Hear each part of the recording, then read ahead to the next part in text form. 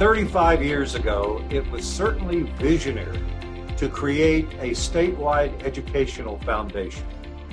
The Oklahoma Foundation for Excellence has been an outstanding success to honor teachers and administrators and students and to foster literally hundreds of local community foundations for educational excellence. The idea was that of U.S. Senator David Boren, who remains our chairman today. And today, Chairman Boren joins several other founding trustees of the Oklahoma Foundation for Excellence to talk about the birth and growth, what we call the landmark moments of the Oklahoma Foundation for Excellence. Chairman Boren, welcome. And thank you very much, Bob. Where did the idea come from? Well, I think you have to go all the way back to my childhood, I guess, the seeds of the idea, because I've been very lucky.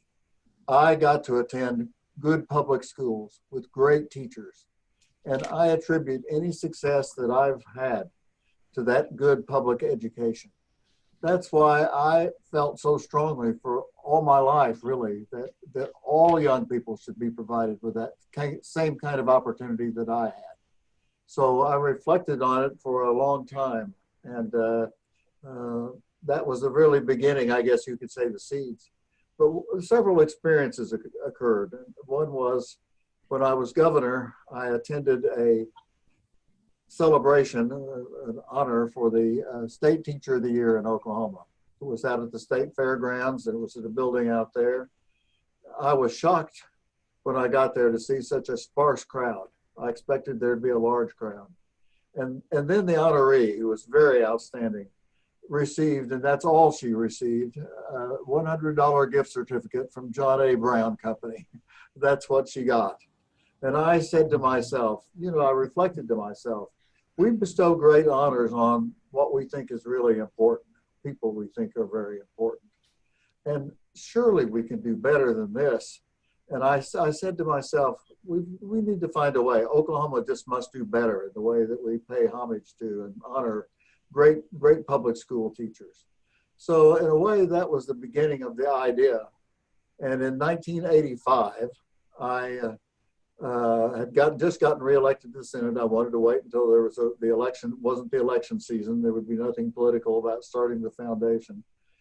I reflected that I should try to start a public foundation, an statewide organization to support excellence in education.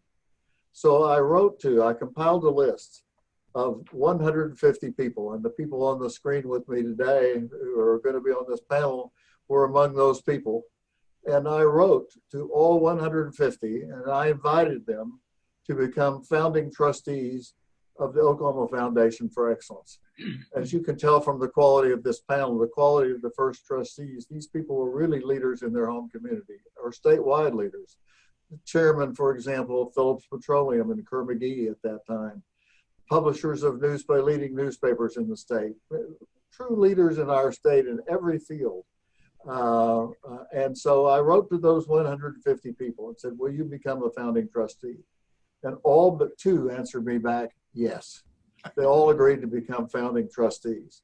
So at that point, I thought, we have to get them all together. So I sent a second letter, and I invited them to come to an original trustees meeting, which we held at the auditorium of the Kerr-McGee Company in downtown Oklahoma City. And virtually everyone turned out. And it turned out to be a wonderful occasion, really an organized bull session.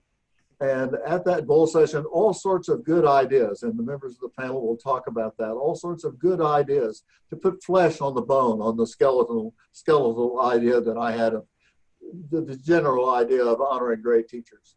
All sorts of great ideas came out of that meeting. And then they were ideas for us to implement.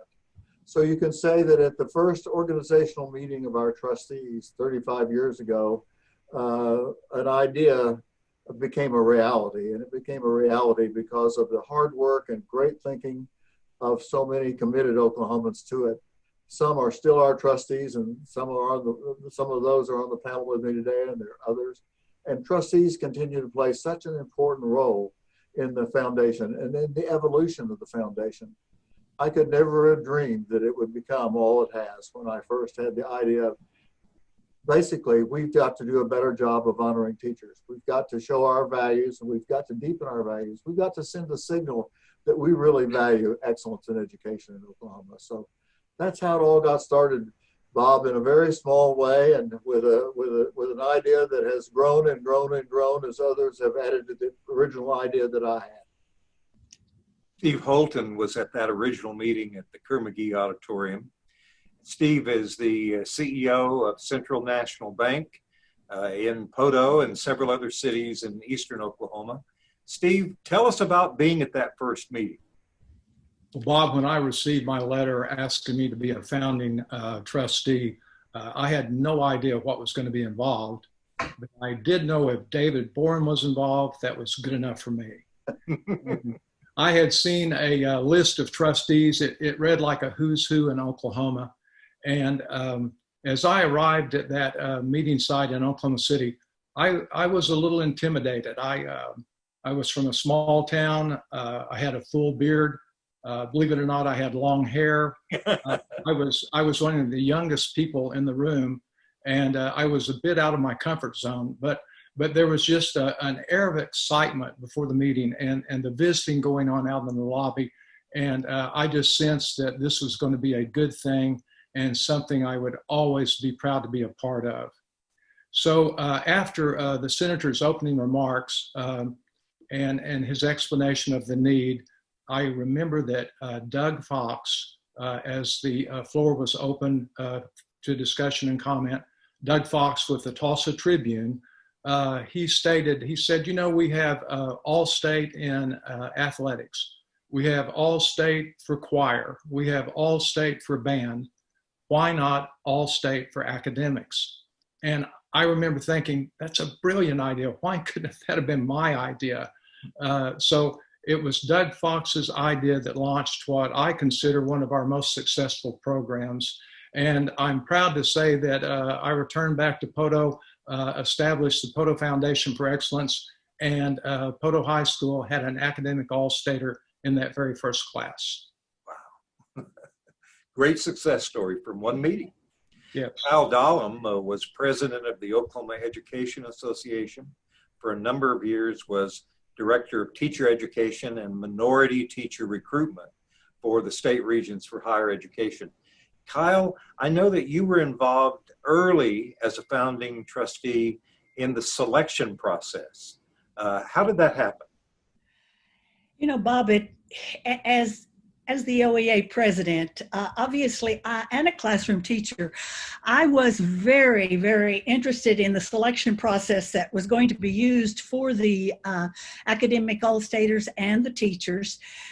Anytime that one is being assessed, reviewed in any kind of a competition, the assessment process is critical. Well, needless to say, I didn't have to worry too much, because in that first committee, that first selection committee that had been appointed, each member brought to the background distinguished careers and expertise. And let me tell you, that group crafted those first assessment framework, that is still being built upon today. And let me just give you a brief overview. Dr. Savoy Lautenville, Regents, History Professor Emeritus, University of Oklahoma, was the first selection committee chair. And Savoy emphasized the qualities of an exceptional teacher, a teacher whose influence would make the difference in the lives of students. He actually recalled his rhetoric professor, who had made a tremendous impact upon his own life and career. And this was a teacher who had graduated in the mid-19th century and yet was still being remembered almost over 100 years later. And then there was the Honorable John H. Burns, Ambassador Extraordinary with the Department of State, in Pauls Valley, Oklahoma. John emphasized the importance of the written word. He was a scholar who believed that a scholar should have the ability to express themselves in writing. And then there was the retired chancellor of the Oklahoma State Regents for Higher Education, E.T. Dunlap. Many may still remember him. E.T. advocated for rigor in the process. We don't want to water anything down. We want to recognize with a rigorous process. Avalon Reese was there, retired Oklahoma State Regents chair. And she advocated for diversity of race and gender. Students were to be selected not just on grades or test scores, but on multiple characteristics. Students who obviously took advantage, wherever they lived in Oklahoma, took advantage of the academic opportunities. Each year, the essay question has been critical for this assessment process. It's been formulated to allow the students to show academic thought as well as giving insight into their own personality. And each year, the committee meets annually to reflect upon the process and how it has worked and how it can be made even better. But we've always spoken to the integrity of the assessments, involving everyone in to reflect upon and ask questions about how it is adjudicated. And Thank you, Kyle. That's wonderful. Quite a process that's grown over the years. Chairman Bourne, I know there are a couple of trustees that you want to honor who played such an important role in laying the groundwork financially for the foundation. Well, I think there are two people that, along with so many others, and you can see how, when I said the bull session, really, the idea took shape in the bull session. And you can tell that from the comments that you've just heard, because I had the idea of honoring teachers, but how did you pick them? I didn't have in the very beginning the idea that we should also have all students. And we know when we think about that, for example, that what produces excellence in education, a great teacher, and a great student, a highly motivated student, an able student, someone who really wants to learn. And that's what's happened. Two people in particular, though, I want to mention. One is Ann Allspar, the late Ann Allspar of Oklahoma City. She was the first chair of the first banquet, the first award ceremony. So it's the first time we really saw the idea of really showing teachers a great honor, and we had it televised. We had the Oklahoma Arts Institute Orchestra, and when you think about it, the whole script of the ceremony each year, the award ceremony, is still roughly the same as the one that Ann Allspar created herself. She wrote it herself for the first banquet. The idea of having presenters, the ideas of having a guest speaker, the idea of the all-state medallion and the presentation. And she commissioned and she paid for it herself, Dr. Jerry Neal Smith, for example, at OU to compose the all-state march that they march into each year in the ceremonies. So she really, and the sculpture, Roots and Wings, came out of her collaboration with us on that. So she literally created out of whole cloth, out of nothingness, the framework for the ceremony that we still follow today. So we owe a tremendous debt of gratitude to her. And then the other person that I want to mention and make sure that he does get mentioned is someone who became a presenter. And this shows how the organization continues to evolve, because it was really at the second banquet, he was a presenter for one of the honorees. He always referred to her as his teacher. When he did that, he was also very involved with the banquet, which was in Tulsa that year. We had decided in that first bull session, that first organizational meeting, we should rotate the ceremony each year between Oklahoma City and Tulsa, because it's rumored that there's a small bit of rivalry between the two cities. So we decided to rotate them. Just a rumor. My political background led me to think that was a wise choice. And Walt was a presenter at that banquet. He was so impressed with the ceremony. He was so impressed with those teachers, those educators, and those students that we had honored, that he wanted to make sure that it continued. And he said to me, you know, we had to scrape, and we had to figure it past the hat and hope that we could get together the money to put on the ceremony, to pay for the banquet. And he said, we shouldn't have to do that. We shouldn't have to worry about whether this organization is going to continue. So he said to me, he called me on the phone and he said, this organization must be endowed. It must have a permanent endowment. Otherwise, it's not going to last. And so he said, I volunteer to raise the first $1 million. Well, when Walt Helmrich makes an offer like that, you immediately accept. And he did. He called several people together. I remember Bill Kerr telling me he was asked to come to that meeting, and there were others that were asked to come to that meeting, especially those with deep pockets. And I'm told that Walt locked the door, and he said, well, let's just now get down to business. Locked the door at his office and said, now, we've got to get this money raised. I'm going to give $50,000 to start off the process. What are the rest of you going to give? And before that meeting that he had, the very first meeting he had to try to raise money for the endowment, he had 9 other people join him, and he had raised $500,000 just that day. And he continued to call friends and to call in favors from others. And Walt Helmrich built the first $1 million, an endowment that today is $7 million in terms of its current value. So, you know, that's what I say. An idea, a very small idea, really, that I had in my head, to see other people add on to that idea, to see other people give their suggestions and do so much hard work to make it a reality. It has been so exciting. It has really been a wonderful thing, and it speaks to the spirit of Oklahoma and what we can get done when we really put our minds to it. Thank you. Founding trustee Nancy Grigsby is not able to be with us today, but she has asked Kyle to briefly tell us her story about starting school foundations. As I said earlier, that has been such a great legacy of the Oklahoma Foundation for Excellence.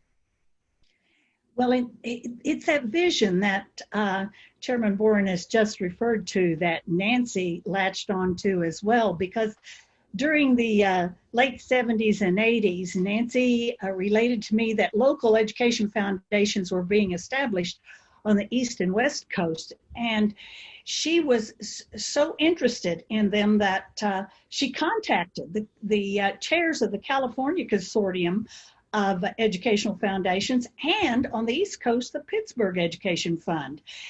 And those chairs invited her to one of their board meetings, each one. She came back so excited about what she had listened and heard in those meetings that she established a foundation in Norman, where she was living. The next year, moved to Bartlesville and started one there. And she just expanded her volunteer work with these local foundations. But it was at the same time that the Oklahoma Foundation for Excellence was getting started, and Nancy worked directly with Senator Boren and Molly, and with them started helping to support using the foundation as the umbrella to support these local foundations. Shortly thereafter, Nancy became the state's or special projects coordinator for the Oklahoma State Department of Education. And then in that role, she was the official liaison with the Oklahoma Foundation for Excellence. But let me tell you, it was the foundation's leader, Frank Robinson, who really gave a boost to this effort, because he saw the value in creating a staff position with the Oklahoma Foundation for Excellence, and he generously funded that position at that time, and he continues to fund it to this day. His proposed program was the second major program for the foundation, and that first coordinator was the dynamic Susan Paddock, who went all over the state establishing these local foundations. And on a quick personal note, I know for a fact my local hometown, Waukeeta, no longer has a school, hasn't had one for almost 10 years, and yet they still have a school foundation, and they still sponsor students from Grant County through that foundation. That's one of those landmark moments, Kyle. Absolutely. A landmark moment in this organization. Linda Rogers, she and her husband Bill were in Washington talking to Senator Boren before the Oklahoma Foundation for Excellence was ever created. He invited her to become a founding trustee, and And she came back to Blackwell and hit the ground running. And the rest is history, as they say. So, Linda, I know that you've been so involved in fall forums. How did that come out? How did that come about? Well, Bob, first of all, it is so good to see everyone. It's like old home week to see everyone here today. And I love hearing the stories. It's hard to believe that it's been 35 years since David Boren first had the concept of the Oklahoma Foundation for Excellence. But it's certainly not hard to believe how much has been accomplished in those years. Let's fast forward to 1989. Then Senator David Boren and the trustees established a new educational component for the Foundation for Excellence, the Fall Forum for Local Educational Foundations. It was a statewide meeting to bring community leaders together in hopes that they'd go back home to start their own public school foundation. It enhanced and expanded the possibilities of the already successful Oklahoma Foundations for Excellence. The first meeting of the Fall Forum had about 300 in attendance, and we were thrilled to have so many people there.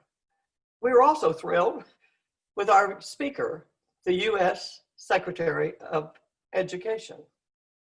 That day, he complimented the Oklahoma Foundation for Excellence and said he wished he could replicate what we were doing in Oklahoma across the country. Community leaders at that meeting went home encouraged. They were really encouraged with his ideas and his compliments, and many new foreign foundations were formed because of that first Fall Forum. The Fall Forum was a day-long event that started with sessions in the morning and a luncheon at noon with very prominent speakers. Early Fall Forum speakers included Ross Perot, the former director of the Peace Corps, and also a former ambassador from Russia. In the afternoon, we had roundtables with topics ranging from fundraising, investments, to public relations and board governance. And all those who came to those fall forums were excited to share ideas and improve their foundations. The fall forums were engaging and uplifting. I believe everyone who left the event was energized to go home and help their local schools. Steve, I believe you and I co-chaired one of those events, and what fun we had. And we're hearing a lot of those stories today, and it's so wonderful. I'm so proud and happy to be a part of this association for 35 years and hopefully many more. Yes, Fall Forums was a wonderful way to start a new component for education. First of all, I want you to tell you how much I appreciate and how all of us are so much happy that David Boren had this concept to start this foundation for Oklahoma public schools. I'm a product of public schools, and I certainly want all of us to help our public schools. We certainly need it at this time. My start with the Oklahoma Foundation, as you said, Bob, was in Washington. Bill and I were there with a meeting with David Boren, and we were having brunch, and he turned to me and explained this concept he had of the Oklahoma Foundation for Excellence. And at that time, I was thrilled. I was thrilled to ask to be a part of that. Also at that time, he gave me my marching orders. He said, get back to Blackwell and start a public school foundation, which we did. And I do want to brag on Blackwell too. Blackwell has started their foundation. And at this time, we have $1 million in endowment for Blackwell. And I think that's really pretty amazing for such a small town in Oklahoma. It is. And I'm so proud of what Blackwell has done. What stories? I mean, 35 years, as you say, Linda, that's just terrible. I mean, it's more than a third of the century, but we made it. And this organization, our honorees, I was thinking the other day, the teachers we've honored, the administrators, the students, the All-Staters who we've honored are now the leaders of this generation. Amen. It's amazing to look at members of the legislature, to corporate leaders. Leaders of this generation are people that we have honored over the last 35 years. So I think because of this solid foundation that was laid, our past is superb because of that foundation. Absolutely. And Nancy Grigsby, Kyle, I love hearing your story about Nancy Grigsby. She was a knight in shining armor when she came to Blackwell. She taught us all about the foundation, all about public school foundation. She taught us how to dot our I's and cross our T's. I'm so indebted to Nancy Grigsby, and I hope she knows of the success of the Blackwell Foundation, because it truly was her help that got us started. Yeah. Hey, thank you all, founding trustees and Chairman Boren. A lot of folks have been helped in Oklahoma over the last 35 years. Mr. Chairman, because of your idea and because of the hard work of these founding trustees, many Thank more. you, trustees, because it's the trustees, as you've heard these ideas as they came, the ideas of including students, the ideas of reaching out and creating the local foundations. The trustees have come up with those ideas over the years, and their hard work has made it happen. So it is really amazing.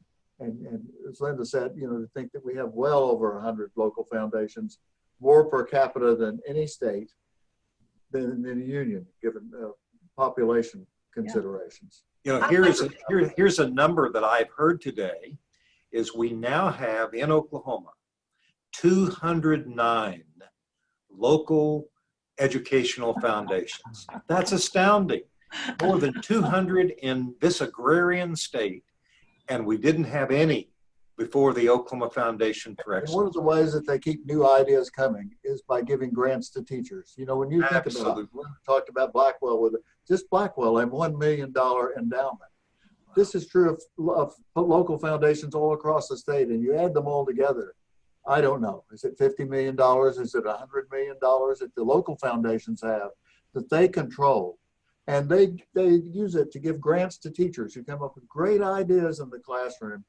Here's something I wish I could bring a speaker in that charges an honorarium.